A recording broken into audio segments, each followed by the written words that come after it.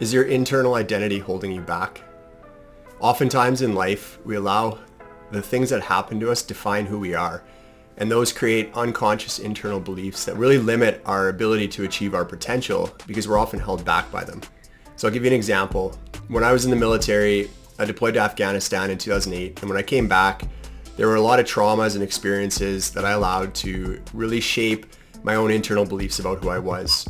I allowed myself to be held back because I thought, I went through this trauma and this is who I am now. For example, just accepting that I was gonna be irritable when I was driving through traffic, the loud noises that affected me, and my inability to enjoy things because of the survivor's guilt that I was experiencing. The problem is that I was holding on to them in my head, and that was really limiting my ability to grow and to overcome those challenges because I let it define who I was. And I said, well, this is just the way it is now. When in reality, I could have said, this isn't who I am. This is just something that I'm experiencing.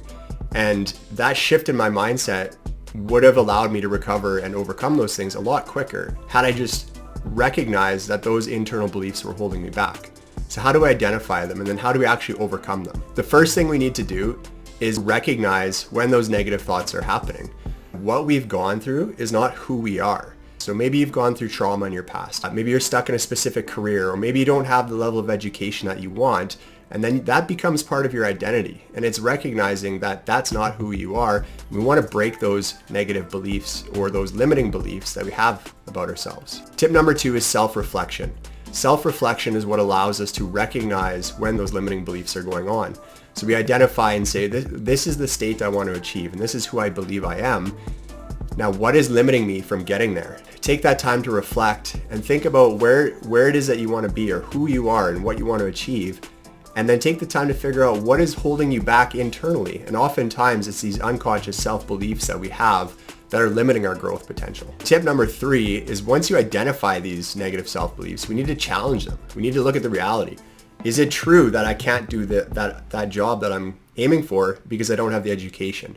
Is that really true, or is that just our excuse and we're just letting it hold us back? Right? So we need to challenge those beliefs, and we need to be willing and open to accepting that sometimes I'm holding myself back because of fear. The final step is to take ownership. Once I've identified those negative self-beliefs, and once I've challenged them and said, you know what, this isn't the reality, now I need to take ownership of it and actually take steps to get in the right direction. Because these beliefs are ingrained in us, we're conditioned to feel or believe this way and let them hold us back. We need to do the right things that allow us to overcome those beliefs. Once you learn how to identify and challenge those internal beliefs, it makes your life a lot easier. Oftentimes, and especially in the theme of resilience and overcoming hardship, we have these beliefs that hold us back from growth and from healing and from recovery. And when you can identify, challenge, and take ownership of those negative beliefs, you're going to reach that level of happiness or success that you're striving for.